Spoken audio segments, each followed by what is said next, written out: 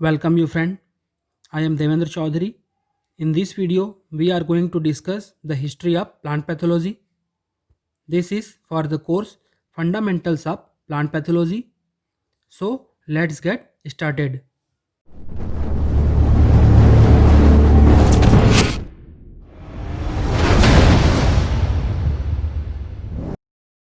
History, इसको चार different parts में हम डिवाइड करके पढ़ेंगे.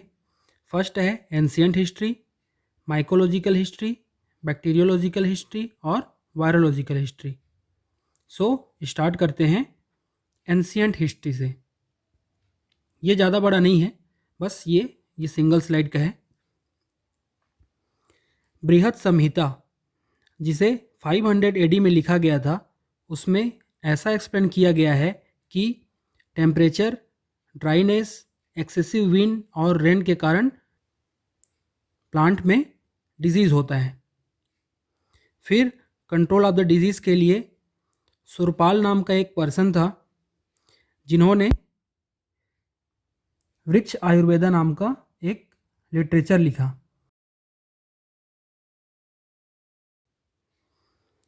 उसमें tree dressing, fumigation, seed treatment के बारे में बताया गया है.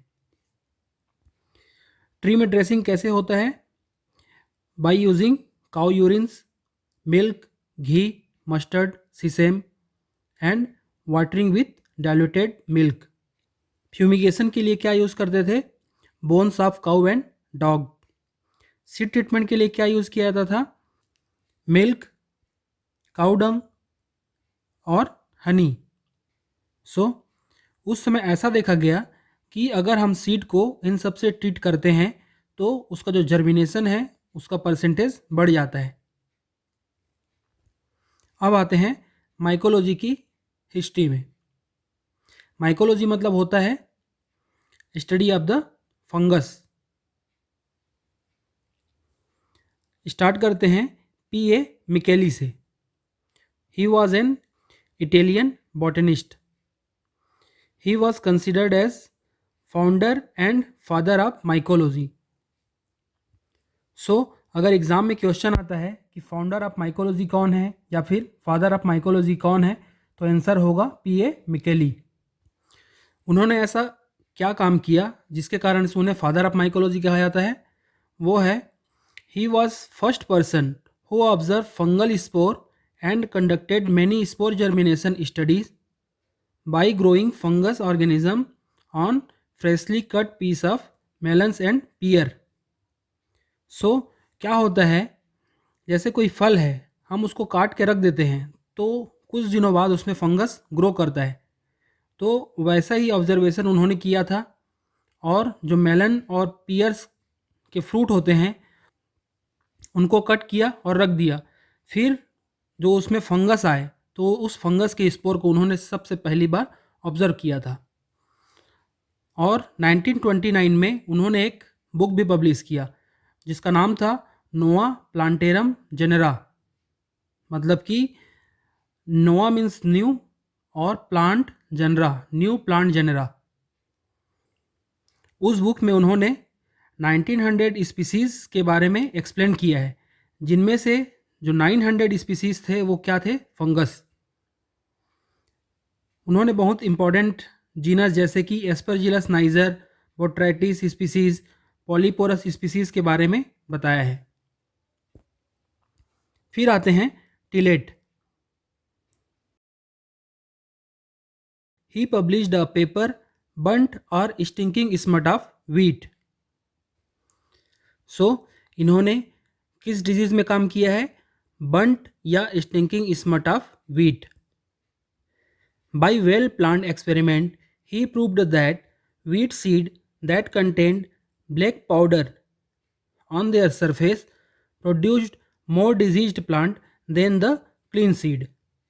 So, उन्होंने जो एक्सपेरिमेंट किया उसमें क्या किया, जो एक सेट था उसमें केवल गेहूं के हेल्दी सीड्स लिए और जो दूसरा सेट था उसमें हेल्दी सीड भी लिए और जो डिजीज्ड सीड थे जिसके सरफेस में ब्लैक पाउडर था उसको भी लिया.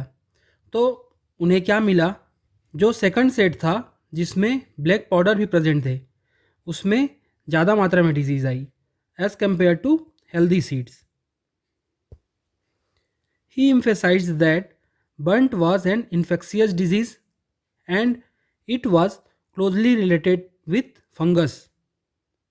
However, he believed that the disease was caused by some toxin produced by black powder. He did not know that the black powder contained the spore mass of the fungus.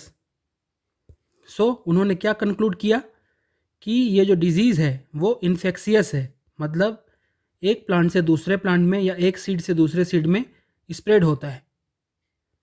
और उन्होंने एक गलती की, वो था उन्होंने ये कहा कि जो ब्लैक पाउडर मास है उसके कारण से डिजीज़ नहीं होती है, बल्कि ये जो ब्लैक पाउडर मास है वो एक टॉक्सिन सिक्रीट करते हैं जिसके कारण से डिजीज़ होती है। उन्हें ये नहीं पता था कि ये जो ब्लैक पाउडर है वो फंगस के स्पोर है। He reported that the chemical treatment of seed with common salt and lime inhibited the contagious activity. उन्होंने केमिकल ट्रीटमेंट के बारे में भी बताया। उन्होंने कहा कि नमक और चूना का अगर हम उपयोग करते हैं सीड को ट्रीट करने के लिए तो बीमारी की मात्रा कम होती है। अब आते हैं Benedict Prevost. He proved that disease are caused by micro organism. So ऐसे कौन से साइंटिस्ट थे जिन्होंने सबसे पहली बार बताया कि जो डिजीज़ होती है वो माइक्रो ऑर्गेनिज्म के कारण होती है? तो आंसर होगा बेनेडिक्ट प्रीवोस्ट। उन्होंने 10 साल तक इस डिजीज़ में काम किया। कौन से डिजीज़ में? बंट डिजीज़। और 1807 में एक पेपर पब्लिश किया जिसका नाम है ये याद करने की ज़रूरत नहीं है, बस आप एक बार पढ़ लो, यहाँ से इतना ये इम्पॉर्टेंट है। So he proved that the bunt of wheat was caused by fungus Tilletia caries. So उन्होंने कहा कि ये जो बंट डिजीज़ है ये एक फंगस के कारण होता है और फंगस का नाम क्या है? Tilletia caries. He studied and observe the germination of bunt species. He confirmed the finding of tillet by mixing of spores of fungus with the clean seeds. So, जो टिलेट ने एक्सपेरिमेंट किया था उसी को इन्होंने रिपीट किया और उनके काम को कंफर्म किया। He discovered the life cycle of burnt fungus. ये बर्न फंगस का लाइफ साइकिल कैसा होता है उन्होंने बताया। He showed that the solution containing copper sulfate prevented the germination of burnt spore and can be used for control of burnt disease. इन्होंने भी chemical treatment के बारे में बताया, लेकिन कॉपर सल्फेट यूज़ किया इन्होंने। He mentioned the fungicidal and fungistasis property of chemical treatment. अब आते हैं C.H. Persoon. Persoon first published observations mycology की। In 1801 he also published Synopsis Methodica Fungorum for the nomenclature of Eustyleginales, Uridinales and Gasteromycetes. So उन्होंने nomenclature के लिए एक book लिखा जिसका नाम था Synopsis Methodica Fungorum। उन्होंने ये बताया कि जो नॉमेनक्लेचर है वो कैसे होना चाहिए और क्या क्या मेथड हम यूज़ करते हैं नॉमेनक्लेचर के लिए। ही ऑल्सो पब्लिश्ड माइकोलॉजिका यूरोपिका इन 1822। मतलब यूरोप में जो फंगस प्रेजेंट थे उन्होंने जो ऑब्जर्व किया उसको कंपाइल करके एक बुक पब्लिश किया। He gave the name to rust pathogen of wheat as Puccinia graminis. So ये जो नाम है वीट रस्ट का पक्सीनिया ग्रेमिनिस कौन दिया है? परसून ने। E.M. Fries. He published 3 volumes of Systema Mycologicum for the nomenclature of Hymenomycetes. Persoon and Fry first time introduced binomial system of nomenclature to classify the fungal organism. So fungus organism के study के लिए जो binomial nomenclature का system है वो परसून और ई.एम. Fry ने introduce किया है। ये बाइनोमियल नोमेनक्लेचर क्या होता है कि किसी भी ऑर्गेनिज्म के नोमेनक्लेचर में दो नाम होंगे, जीनस नाम और स्पीसीज नाम। जैसे कि ये पक्सिनिया और ग्रेमिनीज, ये जो पक्सिनिया है वो जीनस का नाम है और ये जो ग्रेमिनीस है ये स्पीसीज नाम है। सो ये कौन इंट्रोड्यूस किया है? परसून एंड फ्राइज ने।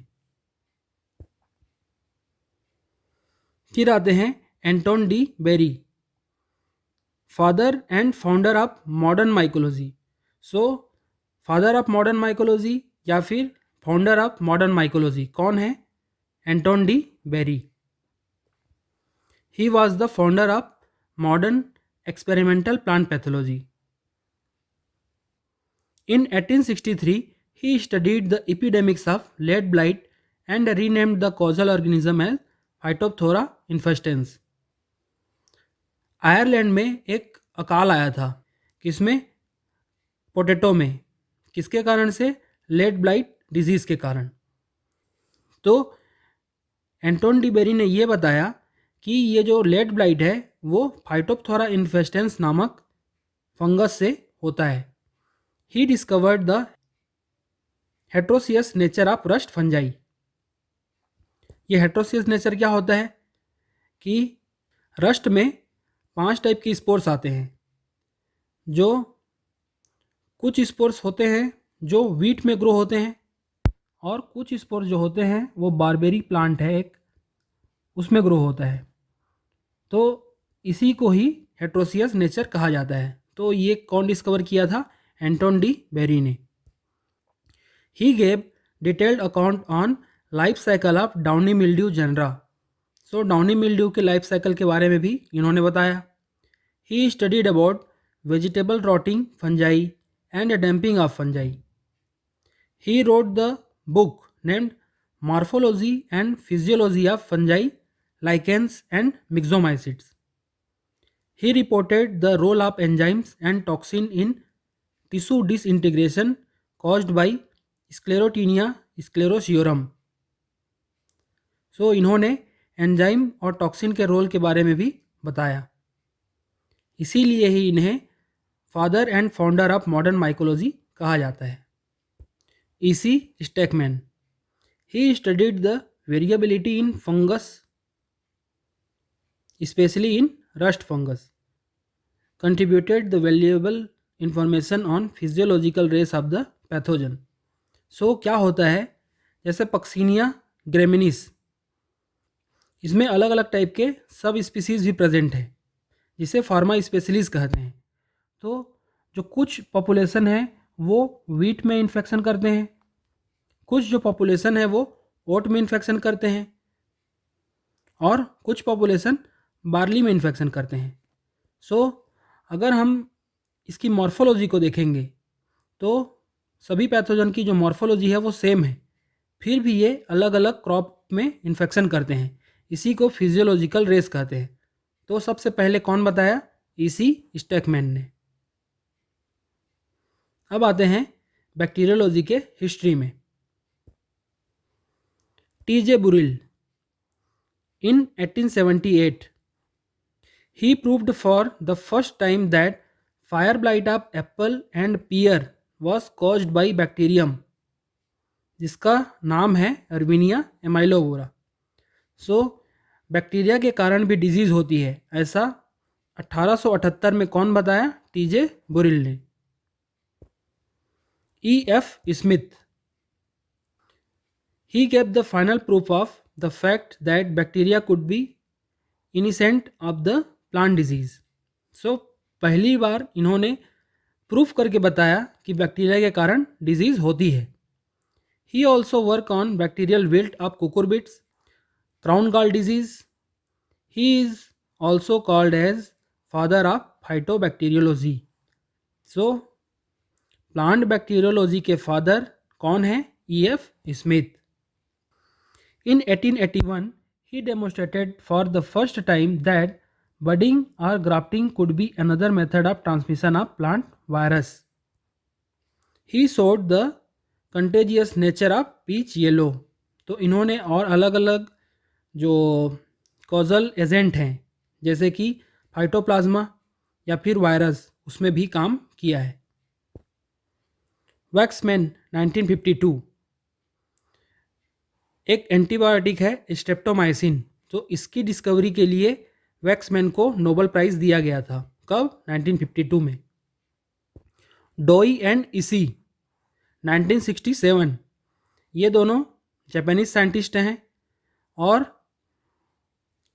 इनका क्या कंट्रीब्यूशन है? दे found that mycoplasma like organism जिसे एमएलओ कहते हैं could be responsible for the disease of the yellow type. कुछ पौधों में येलो टाइप का सिम्टम आता है. तो इन्होंने ये बताया कि ये जो येलो टाइप के सिम्टम आते हैं वो माइकोप्लाज्मा लाइक ऑर्गेनिज्म के कारण से आ सकते हैं. इसे एमएलओ क्यों कहा गया? जो माइकोप्लाज्मा है इसे सबसे पहली बार एनिमल में देखा गया था और सेम टाइप के पैथोजन प्लांट में भी देखा गया. सो जो प्लांट में देखा गया उसे माइकोप्लाज्मा लाइक ऑर्गेनिज्म कहा जाता था. Doi observe that MLOs are constantly present in phloem while Ishii observe MLO temporarily disappeared when the plants are treated with tetracycline antibiotic. Davis 1972 इन्होंने क्या डिस्कवर किया? Spiroplasma. Motile helical wall-less micro organism associated with the corn eastern disease. It could be cultured. तो 1972 में Davis ने एक micro organism जो कि helical shape में था और वॉल-लेस था, मतलब इसमें सेल वॉल प्रेजेंट नहीं था, वो आइसोलेट किया. कहाँ से? कॉर्न ईस्टर्न डिजीज से. और उसे आइसोलेट करके कल्चर भी किया गया और जिसे बाद में नाम दिया गया स्पायरोप्लाज्मा. अब आते हैं वायरोलॉजी के हिस्ट्री में. Adolf mayor 1886. He was from Netherlands. He described that disease in tobacco as mosaic disease of tobacco. He demonstrated that the disease can be transmitted by using the sap from the affected tobacco plant as the inoculum to infect healthy plant. So, उन्होंने experiment करके ये बताया कि अगर कोई diseased plant है इसको हम लेते हैं और इसको ग्राइंड कर लेते हैं और इस सॉल्यूशन को अगर हेल्दी लीफ में हम स्प्रे करते हैं तो ये जो डिजीज़ है वो इन्फेक्टेड से हेल्दी में ट्रांसमिट हो जाती है. At the time this disease was thought to be spread by very small bacteria और टॉक्सिन. उस समय उन्हें ये नहीं पता था कि ये वायरस के कारण होता है. उन्हें ये लगता था कि ये स्मॉल बैक्टीरिया या टॉक्सिन के कारण हो रहा है. Beijerinck 1898 founder of virology. So virology का फाउंडर कौन है? Beijerinck. He proved that the virus inciting tobacco mosaic is not a living micro organism. He believed it to be contagium vivum fluidum. इसका मतलब होता है infectious living fluid.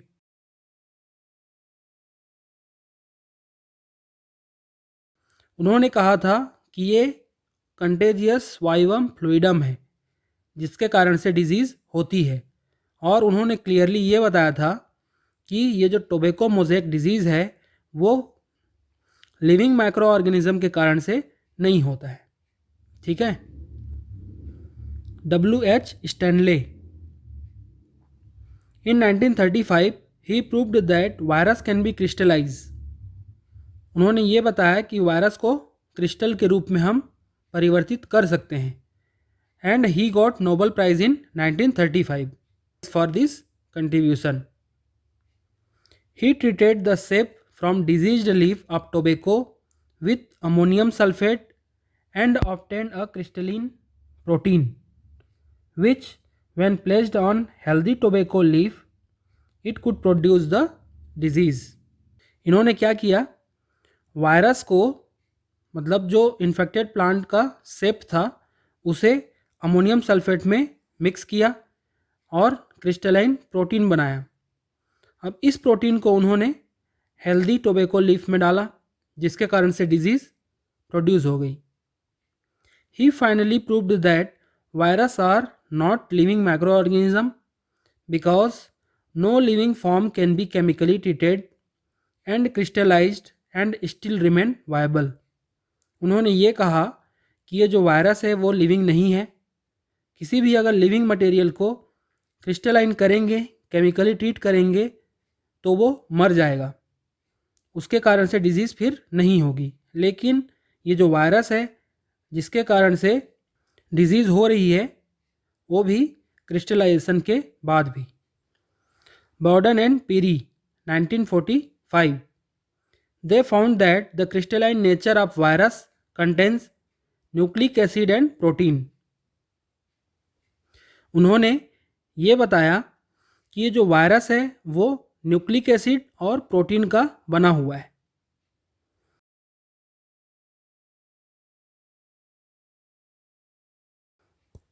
Dinner and Raymer 1965 they discovered the potato spindle tuber was caused by small naked single stranded RNA which he called viroid. So dinner ने क्या discover किया, viroid.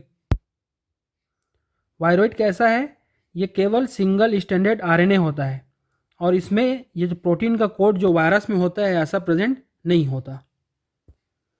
अब आते हैं इंडियन साइंटिस्ट के बारे में, इनके बारे में भी थोड़ा देख लेते हैं। पहला है E.J. बटलर। नाम से तो ये इंडियन नहीं लगते, लेकिन इन्होंने जो काम किया है 1901 से लेके 1920 तक वो इंडिया में किया है, इसीलिए ये इंडियन साइंटिस्ट की कैटेगरी में आएंगे।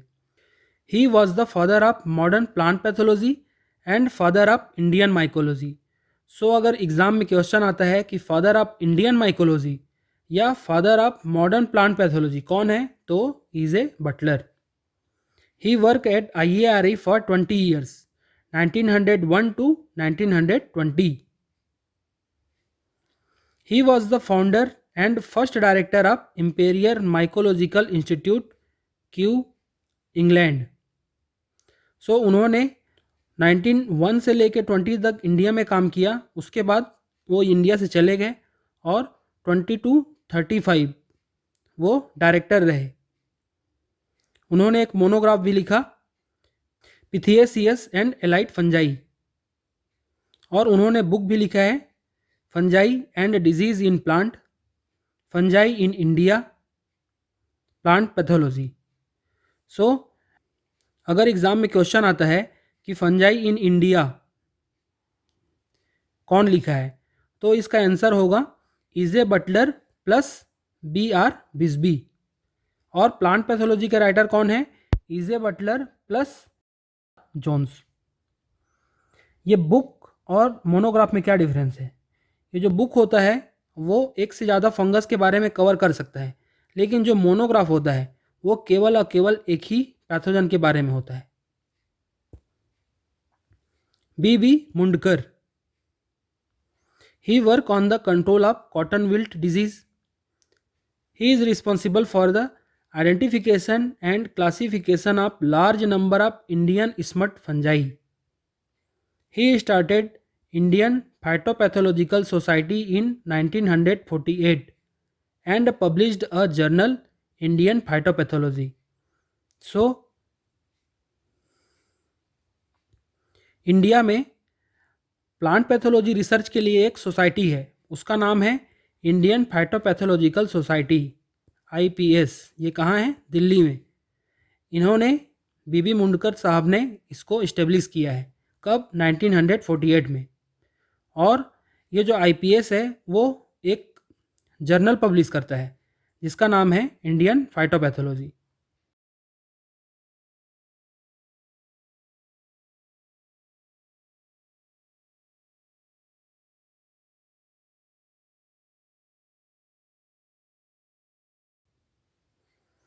और उन्होंने एक बुक भी लिखा है फंजाई एंड प्लांट डिजीज़। सो याद रखना, fungi and disease in plant ये इजे बटलर ने लिखा है और फंजाई एंड प्लांट डिजीज़ ये बीबी मुनकर साहब ने लिखा है। J.F. दस्तूर, first Indian plant pathologist who was credited for his detailed studies on fungi and plant disease. He studied the character of Phytophthora and Phytophthora disease of potato and castor. He established Phytophthora parasitica from castor.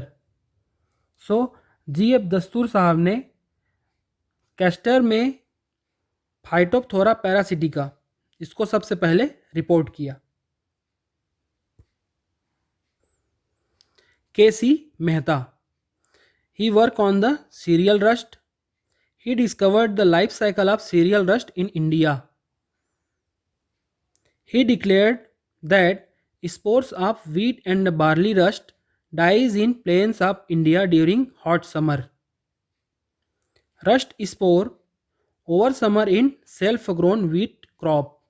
So, इसके बारे में detail में देखते हैं।